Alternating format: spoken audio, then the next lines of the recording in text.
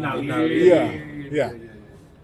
Dalam forum ini, tolong Ibu, saya undang untuk hadir di pengadilan untuk menjadi saksi. Karena Ibu kelihatan profesional banget untuk menjelaskan bagaimana riwayat pendidikan luar negeri.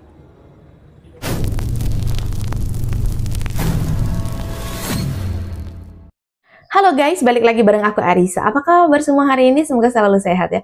Yang terpenting jaga selalu kesehatan ya teman-teman. Nah, video kali ini nih teman-teman, ada Pasuban yang menantang Inalim nih terkait dengan ijazahnya Gibran ya. Kalau mereka ini kan menggugat ijazah SMA-nya Gibran yang dikatakannya tuh palsu gitu. Ya menurut si Suban dan the gengnya gitu ya. Nah, di situ Suban ini menantang Inalim. Oke, terkait ijazahnya Mas Gibran ini. Terus ada seruan para aktivis untuk geruduk KPK ya, dalam rangka meminta KPK untuk mengadili dan menangkap Pak Jokowi. Kenapa kok geruduknya ke KPK? Ya agak aneh juga sih. Emangnya Pak Jokowi itu ada mengkorupsi apa gitu? Ya, oke, itu menurut mereka mungkin ada ya. Menurut mereka makanya mereka demonya ke KPK. Nah, ada lagi nih pengakuan mantan supir Gibran ya, katanya mantan supir Gibran di Australia yang dia sebut ini Gibran hanya kursus bahasa Inggris di Australia. Jadi Gibran itu hanya kursus bahasa Inggris aja gitu. Lah ngapain Gibran jauh-jauh ke Australia hanya kursus bahasa Inggris? Ya nggak sih? Kayak agak aneh juga sih. Oke, untuk selengkapnya kita coba simak videonya. Oh iya, Ibu Inalim. Ibu Inalim. Iya, iya. Dalam forum ini, tolong Ibu, saya undang untuk hadir di pengadilan untuk menjadi saksi. Karena Ibu kelihatan profesional banget untuk menjelaskan bagaimana riwayat pendidikan luar negeri. Itu ya. Bentar, nanti kalau memang beneran datang, si ibunya kalang kabut pula mereka ini ya. Si Suban dan gengnya. Aduh, ini nggak ada habis-habisnya ya. Metode penyerangannya sama kayak ke Pak Jokowi gitu. Ya, metode penyerangan ke Mas Gibran sama kayak ke Pak Jokowi. Tolong sampaikan ya dalam forum ini ya. Oke. Saya itu aja, Pak kasih Pak Suban. Oke, Saya terus Pak ya. Iya. Jadi Pak Heri silakan. Pak Heri coba turun aja Pak. Udah. Pada seluruh anak-anak bangsa yang masih mencintai Republik ini dan masih mempercayai rusaknya negeri ini atas kelakuan seorang Jokowi yang telah banyak merusak. Ya masih mempercayai rusaknya negeri ini atas kelakuan Pak Jokowi ya. Tatanan berbangsa dan bernegara. Saya mewakili teman-teman dari Gladiator mengajak atau menghimbau seluruh anak bangsa untuk hadir di KPK pada tanggal 2 Oktober 2025 pukul 13.00 sampai dengan selesai dengan maksud tangkap dan adili Jokowi. Tangkap dan adili Jokowi. Iya, suruh KPK yang nangkapnya. KPK harus bertanggung jawab untuk menangkap dan mengadili Jokowi. Tangkap Jokowi. Tapi bentar, kan mereka minta KPK untuk menangkap dan mengadili Pak Jokowi ya. Di sini kan mereka nggak sebutkan atas kasus apa gitu, atas korupsi apa gitu. Pokoknya tangkap dan adili Jokowi itu aja permintaannya mereka. Oke. Ya, permintaan Gibran waktu itu ya bahwa dia keliling kota Sydney dan dia sempat juga bilang sama saya, ngasih tahu dia minta antarkan itu ya, dia mau lihat, dia bukan minta antarkan, dia pengen lihat dia sekolahnya dulu. Itu di insert ya. Nah, insert itu namanya bukan UTS insert, Pak. Namanya insert language center. Oh, Insert Language Center. Bahasa dong itu ini ya? berbeda dengan UTS. UTS itu University Technology of Sydney ya. Itu university. Kalau Insert ini, Insert Language Center, tempat orang-orang belajar bahasa Inggris. Itu ada 3 jalur itu ya, yang saya tahu ya. Ada satunya itu English for Further Education, itu seperti training center, atau pathway ya, jalan menuju university. Itu umumnya ke UTS. Tapi bentar, kalau memang Mas Gibran itu belajar bahasa Inggris, kenapa harus jauh-jauh ke Australia? Kenapa?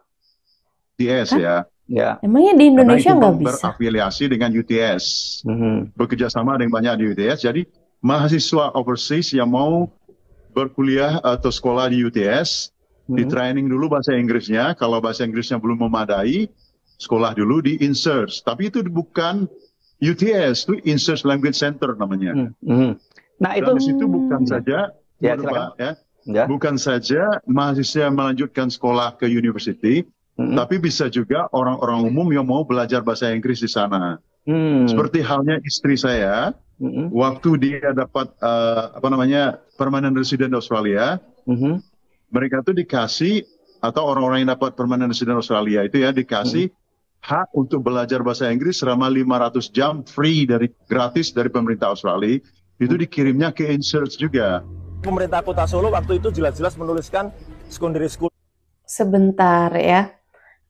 Katanya yang belum lancar bahasa Inggris gitu harus kursus dulu. Kalau udah berani keluar negeri berarti udah pandai dong ya. Aduh, gimana ya? Dari penjelasannya sih kayaknya masuk akal banget ya. Dari penjelasannya teman-teman. Teman-teman lagi yang menilai ketik-ketik di kolom komentar. Oke, next. Dulu tahun 2007 lulus, kemudian MDIS, baru ke UTS. Ternyata Gibran nggak Tapi kan punya ini ijazah kebalik-balik. SMA. Jadi Para kalau urutan fakar ungkap pendidikannya saja sudah faktanya. kebalik-balik, ya, kemudian surat penyetaraannya ini tidak benar, maka kami dengan baik ya ingin menanyakan kepada kementerian dan kami menunggu arahan dari Prof. Abdul Mukti untuk diterima. Pak Subhan kemarin mengatakan setelah mediasi yang Iya, mereka menanyakan tentang ijazahnya Mas Gibran ya. Masih mempertanyakan tentang itu. bersangkutan sebaiknya mengundurkan diri karena ini sudah fatal kejadian. Sehingga muncul surat keterangan semacam ini dan akan lebih malu begitu. Akan lebih malu, lebih baik sayangi republik ini Pak Gibran ya. Sayangi republik ini dan mundurlah dengan sukarela. Tapi sebentar ya teman-teman. Pada intinya sih mereka pengen Gibran itu, Mas Gibran ya, mundur dari wakil presiden dengan menyerang ijazah SMA-nya gitu. Padahal kan Mas Gibran sudah menunjukkan ya, udah pernah menunjukkan ijazah yang dimilikinya. Tapi ya kata Mas Gibran, kalau ditunjukkan pun tetap ya ngeyel gitu. Ya, dalam waktu dekat terbukti akan kan ke masih Solo. ngeyel. Kita kan akan ke SMP 1 Negeri 1 Surakarta untuk mencari kejelasan apakah di tahun 2002 SMP Negeri 1 Surakarta mengeluarkan ijazah atas nama Gibran Raka Buming Raka. bahkan seharusnya sebuah surat penyetaraan itu tidak berbunyi begini, tidak berbunyi surat keterangan, tapi sebuah surat keputusan. Jadi Ini mereka apa ya, rajin ya geruduk sana sini ya untuk menemukan fakta, katanya begitu. Ya semoga aja lancar-lancar aja hari ya. ini kami datang karena ada surat keterangan yang seharusnya ini berbunyi surat keputusan. Dan kalau surat keterangan ini berarti tidak sah yang bersangkutan, Saudara Gibran Raka Buming Raka, ini untuk disetarakan dengan pendidikan SMA. Ada satu orang yang kenaikan kekayaannya 148 triliun dalam 1 tahun. Siapa? Lok Tu Kwong. Oh. Dia mempunyai konsesi batu bara di Kalimantan situ. Ada satu pengusaha konglomerat yang Sebentar, menjual negara ke kartel. Aduh agak jauh sih ya. mempunyai jutaan hektar Hektar. untuk sawit. Nah ini kan sudah jelas ini pelanggaran gitu. Tapi kenapa bisa didiamkan? Selama 10 tahun terakhir dikuasai oleh yang dulu dinamakan 9 naga lah, atau ada lalu diplesetkan lagi menjadi 9 haji. Di mana BUMN kita? Itu tidak ada gitu. Diatur dengan kartel. Ini dibagi-bagi gitu. Khususnya kalau kita lihat di BUMN, kalau tambang kita sudah tahu lah siapa yang bisa mendapatkan itu. Bukan hanya di tambang ya, di perkebunan besar ya, itu juga semua terkonsentrasi juga gitu. Per 2024 pendapatan negara bukan pajak dari SDA, sumber daya alam dari migas dan mineral dan batu bara. Itu hanya 250 triliun ya di tahun 2024. Artinya apa? Artinya sekitar 1%, 1,2% dari kita punya PDB. Lari kemana? Apakah lari ke luar negeri gitu? Sebagai keuntungan mereka, bukan buat kita. Larinya adalah ke pemilik dari itu, dari si pemilik konsesi, pemilik tambang. Ya berarti ke orang-orang kaya itu yang bisa menjadi orang terkaya berapa di Indonesia. Dan kalau yang dimiliki oleh asing ya menjadi asing. Apakah Pak Jokowi melakukan hal-hal seperti itu karena kenaifan beliau, keterbatasan pengetahuan beliau, atau sifat greedy yang beliau punya? Kalau dianggap sebagai ketidaktahuan, ini hampir tidak mungkin. Tanda orang di dalam. Sebentar, apa karena mereka melihat Pak Jokowi itu kayak tenang, santai, nggak melawan, jadi ya sesuka hati gitu ya, menuduhnya seperti ini, menuduhnya seperti itu gitu. Tapi ya kalau memang mereka bisa ya membuktikan hal itu, berarti memang kita salah menilai selama ini ya. Sama halnya dengan ijazah, kasus ijazah yang dituduhkan ke Pak Jokowi. Kalau memang RRT bisa membuktikan itu, berarti wah, kita memang benar-benar dibohongi selama ini. Tapi kalau memang benar adanya ijazah Pak Jokowi asli, berarti ada apa dengan RRT ini ya? Benar kata Pak Jokowi bahwa ada backingan di belakangnya ya. Oke, next. Jin pertama kata Pak. Bentar, ini apa Dokter Tifa kenapa sibuk dengan ijazah sampai teman yang enggak diperhatiin kalau punya penyakit? Tajam setajam silet karena punya daya hipnotis. Kedua, gerak-geriknya itu kayak ini enggak sih, kayak bekas-bekas jerawat gitu ya. Oke, memang ada tipe kulit yang seperti ini ya teman-teman ya. Yang magis, seolah-olah berwibawa. Ketiga, kata-katanya selalu ingin menguasai lawan bicaranya. Keempat, aura mistis membuat jantung berdegup kencang. Berlindunglah pada Allah Subhanahu wa Ta'ala dari pengaruh kejahatannya. Oke. Ini apa kalau adab bisa diteliti, Tifa pasti dapat nilai E adabnya. Kenapa ini? Jadi sudah benar pihak UGM mengusir mereka. Pak, jangan pakai telunjuk, Pak. Nggak bagus. Jangan pakai telunjuk, nggak sopan. Tadi begitu ya. Jadi jangan pakai telunjuk, Pak. Telunjuk hanya untuk Allah, Pak. Ya, sudah. Sebentar. Ini waktu mereka geruduk UGM ya teman-teman ya. Tapi emang udah bener sih diusir. Gitu. Caption di bawahnya. Telunjuk hanya untuk Allah, Pak. Ya, sudah. KKR-nya di mana tahun berapa? Sebentar tadi abis Dokter Tifa ngomong kayak apa gitu, senyumnya tuh kayak gimana gitu. Oke, next. Oke.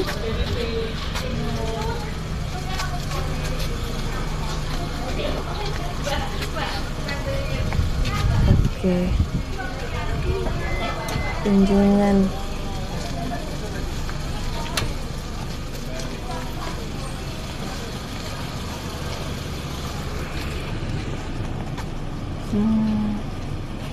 Itu dia Pak Jokowi.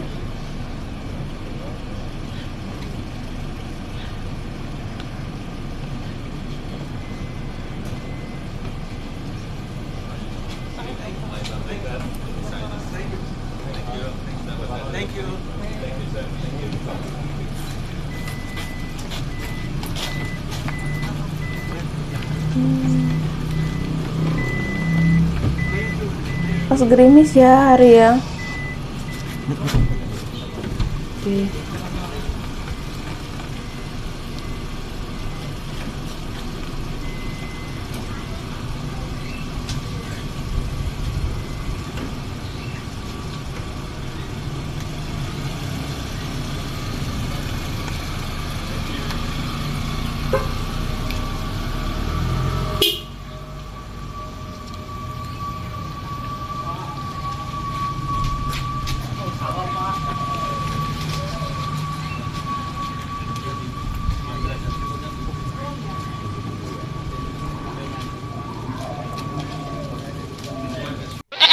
Menarik sekali ya teman-teman ya.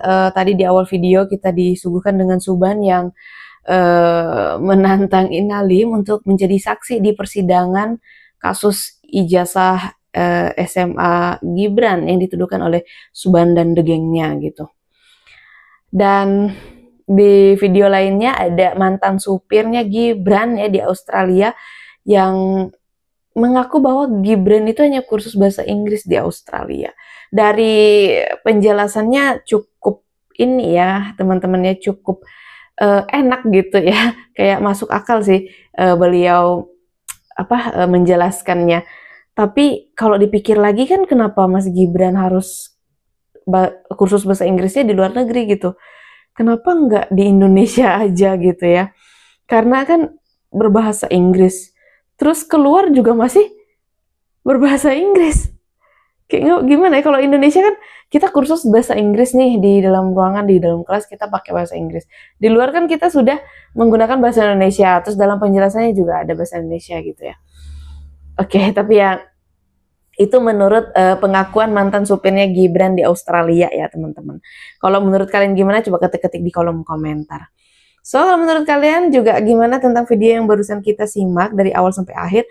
Coba ketik-ketik di kolom komentar. Aku juga ucapin terima kasih banyak buat teman-teman yang sudah setia bersama Arisa Sebastia selalu ngikutin aku. Kayaknya sekian dulu video dari aku. Sampai jumpa di video selanjutnya. Bye!